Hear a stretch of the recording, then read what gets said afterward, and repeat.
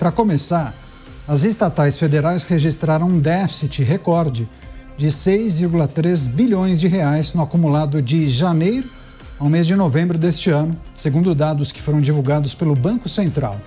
Esse resultado é o pior para o período desde 2009, quando essa metodologia passou a excluir empresas como Petrobras e Eletrobras, que operam com regras semelhantes às de companhias privadas. No mesmo intervalo de 2024, o déficit havia sido de 6 bilhões de reais, enquanto em 2023 o saldo negativo foi de 343 milhões de reais.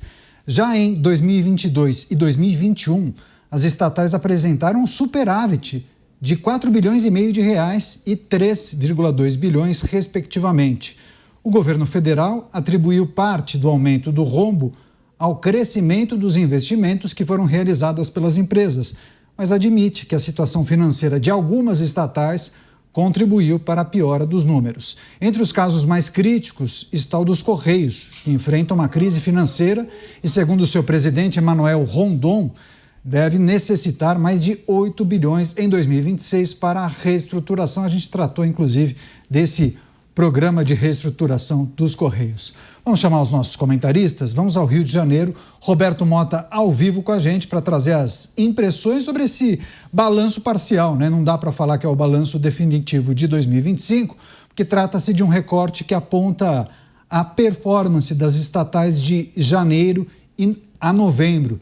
As coisas não vão bem, viu, Mota? O rombo está aumentando. Bem-vindo. Será que as coisas não vão bem, Caniato? Depende para quem. Boa noite para você, boa noite aos meus colegas de bancada, boa noite à nossa audiência. Quando se trata de empresas estatais, déficit não é problema. Vale a pena lembrar aqui algumas palavras do grande Roberto Campos, escritas em 1999 sobre as estatais. Diz ele: criou-se uma cultura de reserva de mercado hostil ao capitalismo competitivo. Surgiu uma poderosa burguesia estatal que, protegida da crítica e imune à concorrência, acumulou privilégios abusivos em termos de salários e aposentadorias. Criou-se uma falsa identificação entre interesse da empresa e interesse nacional, de forma que a crítica da gestão e a busca por alternativas passaram a ser vistas como traição ou falta de patriotismo. Pois é, a performance das estatais federais em destaque na abertura de Os Pingos nos Is. Renato Dorgan aqui na tela, o João Belutti também com a gente pela primeira vez, os quatro em tela aqui em Os Pingos nos Is. Vou passar para o Renato Dorgan para fazer essa análise da performance das estatais federais e de tempos em tempos a gente precisa trazer os números e faz a comparação com, sei lá, o último ano de superávit. Porque naquele ano muitas empresas operaram no azul e neste ano operam no vermelho. Dorgan, qual é o paralelo que a gente deve fazer nesse momento? Bem-vindo. Boa noite a todos, Caniato, amigos de bancada, Belutti, Mota. Não, é preocupante é um aumento considerável dos últimos 2 anos, é muito fora ali do que vinha, né? Teve superávit ali no governo Bolsonaro, o primeiro ano de Lula não foi tão grave assim o déficit, e agora um déficit disparou ali. Muito puxado pelos Correios, né? Também.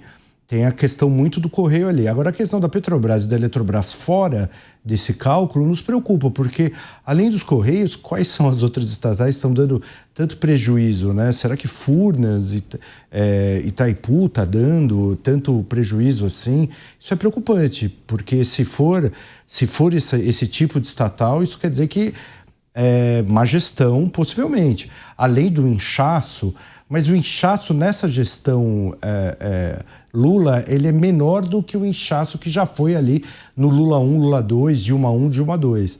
Parece que é menor, mas no Correio a gente já viu que existem bilhões de problemas de gestão. Eu acho que a gente precisa ficar de olho ali, porque às vezes além da má gestão, está tendo algum problema maior ali, está saindo dinheiro pelo ladrão e é preocupante isso. João Belutti, salvo engano, pela primeira vez aqui em Os Pingos nos Is. Belutti, seja bem-vindo, viu? Ótima noite a você. O Belutti participa de vários programas e telejornais aqui da Jovem Pan E, Belucci, a justificativa do governo é que esse rombo recorde seria consequência de uma iniciativa que tem por objetivo aumentar o investimento nessas empresas. O que você tem a dizer a respeito? Bem-vindo mais uma vez. Oi, boa noite, Caniato, Mota, Durgão, um privilégio enorme estar aqui com vocês nos Pingos nos Is. Realmente, essa é a alegação efetiva do governo Lula, nesse sentido de que seriam investimentos. Há de se lembrar que desde o Michel Temer já houve, né, essa mudança de entendimento, né, com relação à condução das estatais, e elas já pararam, né, foi uma espécie de estancar a sangria por parte do Michel Temer, e depois ela seguiu no Bolsonaro, que entregou as estatais, né, no azul. E como o Dorgan mencionou, o caso mais gritante para todos nós é o dos Correios, né, que ele foi entregue no azul. Foi assim, tô a chave aqui, tá tudo redondo, é só tocar, e logo nos primeiros anos já demonstra prejuízo. Nessa questão dos Correios, o que chama mais atenção é que agora que foram apresentados os números destrinchados pela nova presidência, você observa que mais ou menos estimado em 15% das agências dos Correios somente, que são superavitárias, ou seja, que pagam as próprias contas, né? E mais de 80% aí do tal rombo dos Correios é com folha de pessoal. E os Correios, é importante dizer, que fez aumentos do seu corpo de trabalho acima das métricas de inflação. Então é bem preocupante. Sem contar, né, Caniato, que foram feitos patrocínios, né, patrocínios chamados de ordem cultural, especialmente ali o que chamou mais atenção foi o do Gilberto Gil, né, já com as notícias do Correio super deficitário. Então ela teve esse patrocínio para artistas consagrados, o que é bem lamentável, né? Mas o que a gente, para finalizar, o que é bem lamentável mesmo é a atuação do Congresso. Caberia ao Congresso fazer essas interlocuções, essa cobrança, esse chamamento dessas diretorias de estatais para explicar, né, que é uma coisa bem gritante e que é o patrimônio da União. Então, caberia ao Congresso fazer essa fiscalização, mas aparentemente a coisa não está sendo feita, Caniato. Bem lembrado pelo João Belucci, os Correios em crise gastaram algo em torno de 40 milhões de reais no patrocínio para a turnê Tempo Rei de Gilberto Gil, mas também do Lollapalooza, né?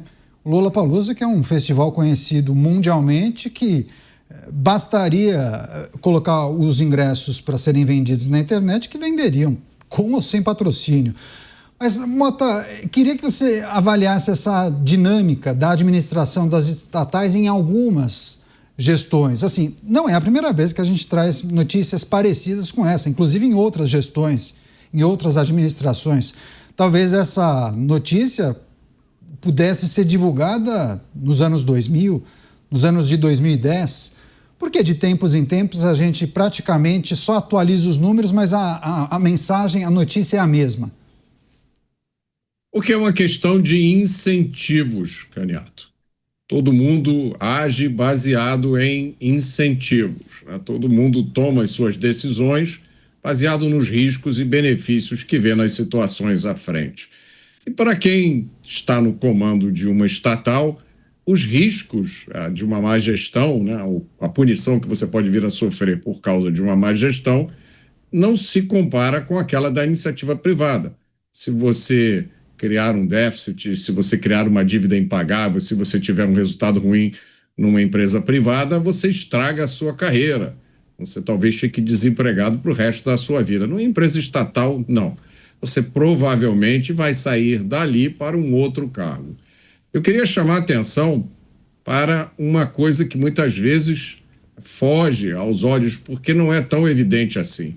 O déficit das estatais, o rombo chama atenção, as dívidas chamam a atenção, muitas vezes a gente não presta atenção nos investimentos que as estatais fazem, que são direcionados para locais, para áreas que são completamente equivocados, né? Eu sempre dou aqui o exemplo da Petrobras, que já investiu até agora, 100 bilhões com B de reais em uma única refinaria, Abreu e Lima.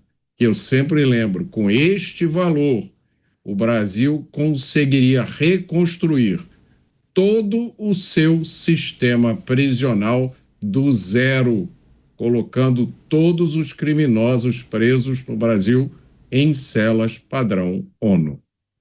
Agora, quais podem ser as consequências desses números para a administração atual em Dorgan? A gente entrará no ano de 2026, um ano eleitoral. Naturalmente, as narrativas serão turbinadas pelo aquilo que foi feito e não foi feito por essa administração, que tem telhado de vidro. De que maneira isso acaba sendo um ativo, inclusive, para a oposição? Não, sem dúvida nenhuma. Você tem tanto o problema eleitoral em si, que tudo aquilo que se falava do governo PT, Lula, aconteceu. No final ali, a gente está assistindo ali um problema de rombo nas estatais. O custo de vida ali que se prometia no começo do governo que ia se resolver, não se resolveu. Você tem uma leve melhora no preço dos alimentos nesse segundo semestre, mas o custo de vida para o brasileiro ainda é muito alto ali, né? Fora o problema da segurança pública. Então, assim, vai entrar na eleição com os velhos problemas recorrentes que normalmente o PT apanha ali, né, nas campanhas. Problema de segurança pública, problema de rombo, né, e também a gente fecha o ano com um problema ali de corrupção em alguns pontos, né, a questão do INSS pegou e mesmo vindo ali de outros governos, ela está muito marcada ali para o governo atual do governo Lula. Então, eleitoralmente, eles vão sofrer com isso. Agora, do ponto de vista econômico, real, ali, é preocupante. Além, a gente sabe que a gente está com problemas fiscais, vai ser um ano difícil, um ano que normalmente o governo federal gasta muito por causa da questão eleitoral, abre o cofre ali para políticas sociais mais emergentes ali, até para você criar ali solidificar aquele voto, né, tradicional do PT, que sempre é na classe C2D, e ainda mais ali com dívida nas estatais que possivelmente vão continuar ano que vem, né? Isso é preocupante. Deixa eu só passar para o Bellucci para a gente passar a régua, fechar a discussão sobre esse balanço parcial da performance das estatais, o aumento no rombo dessas empresas. Estamos falando de um déficit na ordem de 6,3 bilhões de reais. Bellucci, de que maneira isso acaba interferindo, potencializa as discussões para o processo eleitoral? O governo fala em reestruturação, por exemplo, dos Correios. Você deu o exemplo dos Correios, né? Anunciar um programa de reestruturação no finalzinho de 2025, claro, mirando o processo eleitoral de 2026, isso cola?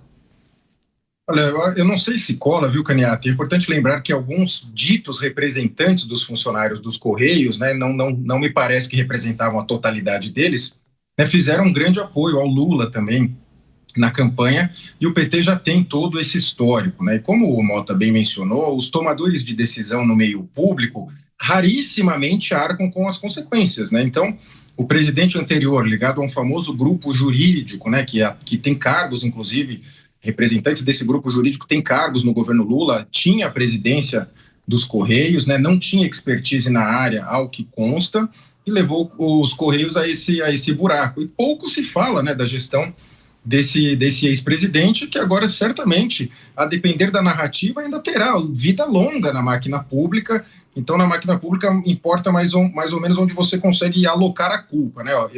Eu dei prejuízo, mas a culpa é do outro, e a depender de como for, ela cola.